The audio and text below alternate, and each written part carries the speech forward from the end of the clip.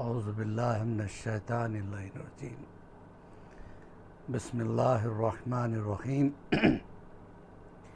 ان اللہ ملائکتہ یصلون علی النبی یا ایھا الذین آمنوا صلوا علیہ وسلموا تسلیما اللہم صلی علی محمد وعلی محمد وعجل فرجهم واشرنا معهم وزدنا محبتا۔ محترم ناظرین، السلام علیکم ورحمۃ اللہ وبرکاتہ۔ آج تربیت اولاد کے حوالے سے یہ لیسن نمبر 117 اور گزشتہ مرتبہ بھی ہماری گفتگو امام زمانہ کے حوالے سے ہو رہی تھی۔ آج بھی اسی ٹاپک کو لے کے ہم آگے بڑھنا چاہتے ہیں۔ ہم وہ ہیں جو امام کی محبت کا دعویٰ کرتے ہیں، اور میں نے کئی درسوں میں کہا ہے کہ مولا کو جو ہے زبانی دعویٰ کرنے والے پسند نہیں ہیں، بلکہ کام کرنے والے پسند ہیں۔ اچھا، ہم محبت کا دعویٰ کرتے ہیں کہ ہم مولا سے بہت زیادہ محبت کرتے ہیں، تو محبت کے بھی کچھ تقاضے ہوتے ہیں۔ محبت میں دینے کا جذبہ پایا جاتا ہے، مانگنے کا جذبہ نہیں پایا جاتا۔ جب بھی کسی کو کسی سے اگر محبت ہو جائے تو وہ چاہتا ہے کہ وہ جس سے محبت کرتا ہے اس کو کچھ نہ کچھ گفٹ دے، کوئی نہ کوئی چیز اس کو ہدیے میں دے۔ لیکن یہاں تو الٹا حساب ہے ہمارے یہاں۔ ہم صرف مانگتے ہیں مولا یہ دے دو، مولا یہ دے دو، مولا یہ دے دو، مولا ایسا کر دو، مولا ایسا کر دو۔ کبھی ہم نے اپنے مولا کو کچھ دیا بھی ہے یا کچھ دینے کا ارادہ رکھتے ہیں کم سے کم؟ تو پہلی چیز یہ ہے کہ محبت میں دینے کا تقاضا ہے، مانگنے کا تقاضا نہیں ہے۔ دینے کا جذبہ ہوتا ہے، مانگنے کا جذبہ نہیں ہوتا ہے۔ بہت کم ایسے مواقع ہیں جب محبت میں انسان کسی سے کچھ مانگ لیتا ہے، لیکن حقیقت میں چاہتا یہ ہے کہ میں کچھ دوں، خوش کروں، جس سے میں پیار کرتا ہوں اسے خوش رکھوں۔ ٹھیک؟ دوسری چیز کیا ہے؟ جو محبوب کو جو چیز پسند نہیں وہ کبھی محب نہیں کرتا۔ محبت کرنے والا وہ کام کبھی نہیں کرے گا جو اس کے محبوب کو پسند نہیں ہو۔ تیسری اہم چیز یہ ہے کہ جس سے محبت ہے اسے دیکھنے کا جذبہ، اس سے ملنے کا جذبہ پایا جاتا ہے۔ اب سوال یہ پیدا ہوتا ہے ہم امام سے کیسے ملیں؟ وہ تو غیبت میں ہے، بے شک غیبت میں، اور یہ غیبت بھی مصلحتاً ہے۔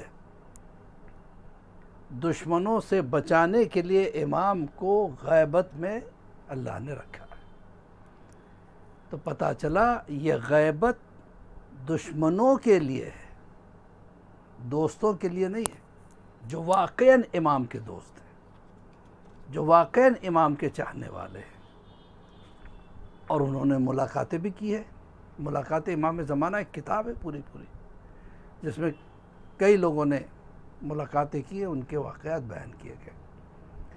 لیکن ہوتا یہ ہے اکثر جو بھی امام سے ملتا ہے، ملاقات کرتا ہے، وہ بتاتا نہیں ہے، کسی اور ذریعے سے پتہ چلتا ہے۔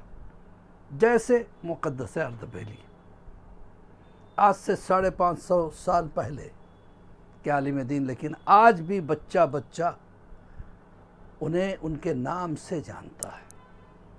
اتنے مقدس تھے کہ سوکھی روٹیاں کھاتے تھے۔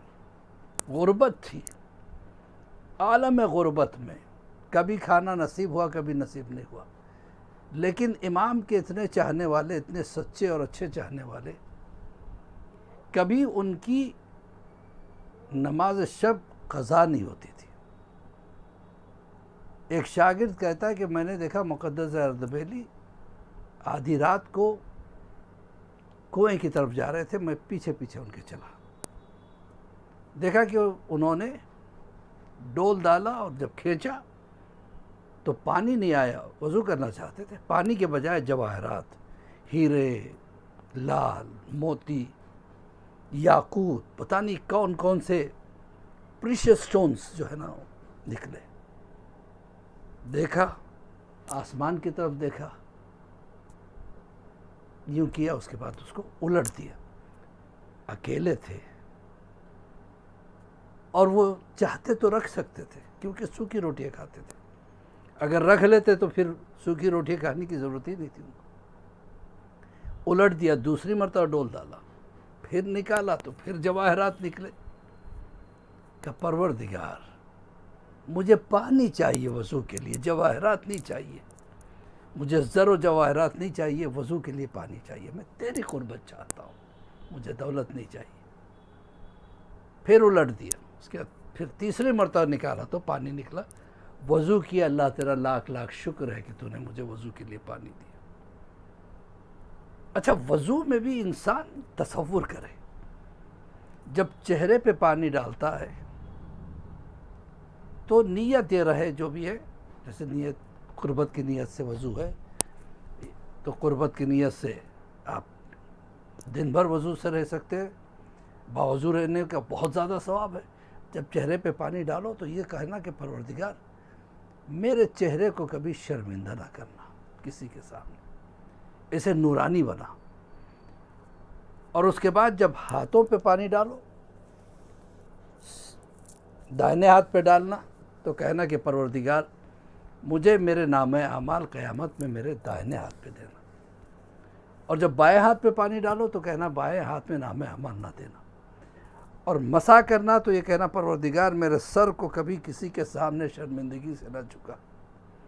اور جب پیروں کا مسح کرنا تو کہنا کہ میرے پیروں کو صراط مستقیم پر گامزن رکھنا اور پلے صراط سے آسانی سے گزار دینا.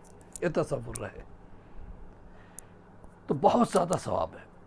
خیر، بات یہ ہو رہی تھی کہ مقدس اردبیلی وضو کر کے حرم کی طرف چلے. ہم حرم امیر المومنین نجف میں رہتے تھے. حرم بند تھا، لاک لگا ہوا تھا. جیسے قریب میں گئے خود بخود لاک کھلا، دروازے کھل گئے، جیسے امام ان کا انتظار کر رہے ہوں.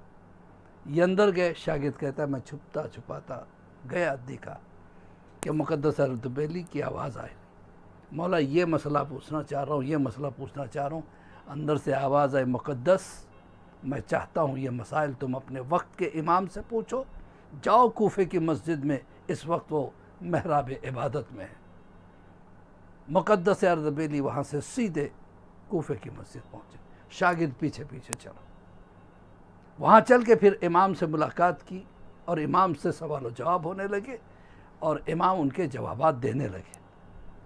پھر یہ ہوا کہ پھر وہاں سے مقدس پلٹے تو شاگرد کو دیکھا، کہا یہ تو نے کیا کیا؟ تو میرا پیچھا کر رہا تھا. کہا میں معافی چاہتا ہوں، آپ کی اجازت کے بغیر میں آپ کے پیچھے. کہ خبردار میری زندگی میں یہ واقعہ کبھی کسی کو بیان نہ کرنا جب تک میں زندہ ہوں.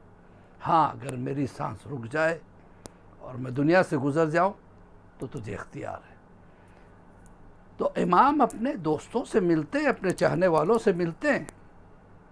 ہمیں ایسا بنانا چاہیے کہ امام ہم سے ملاقات کرے. اسی کے ساتھ مولوی عباس علی خوئی کا سلام قبول کرے. پروردگار ہمارے گناہ کبیرہ و صغیرہ کو معاف فرما. پروردگار امام کے ظہور میں تعجیل عطا فرما.